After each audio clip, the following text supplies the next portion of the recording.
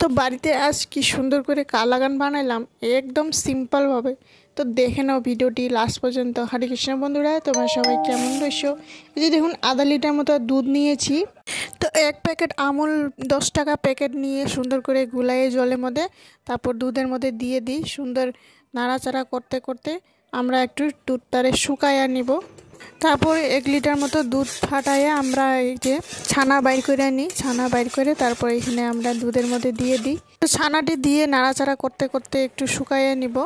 তারপরে এই যে দেখুন, উপর দিয়ে চিনিটি দিয়ে দেওয়ার পর ভালোভাবে নাড়াচাড়া করতে করতে আমরা একটু শুকাইয়া নিব। এই যে দুধটি যতক্ষণ না শুকা পর্যন্ত ততক্ষণ আমরা নাড়াচাড়া করতে থাকবো। তো এখানে সেন্ট হওয়ার জন্য 2টা ইলাচি গুঁড়া করে দিয়ে দিলাম। তারপর এসে দেখুন নাড়াচাড়া করে মিলাই নিব।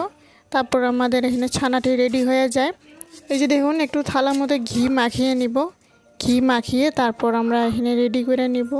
তো থালাতে ভালোভাবে এই যে মিলাইয়ে ভালোভাবে একদম খুন্তি দিয়ে সুন্দর করে মিলাই নিব। তারপর এখানে দেখুন ফ্রিজের মধ্যে একটু ঠান্ডার মধ্যে রেখে দিব 2-1 ঘন্টার জন্য। তারপর আমাদের কালাকান রেডি হয়ে যাবে। তো এই যে তারপর ঠাকুরকে ভোগ লাগিয়ে তারপরে আমরা প্রসাদ পাই। তো এই প্রথম বানাইলাম, তাও কত সুন্দর হয়েছে।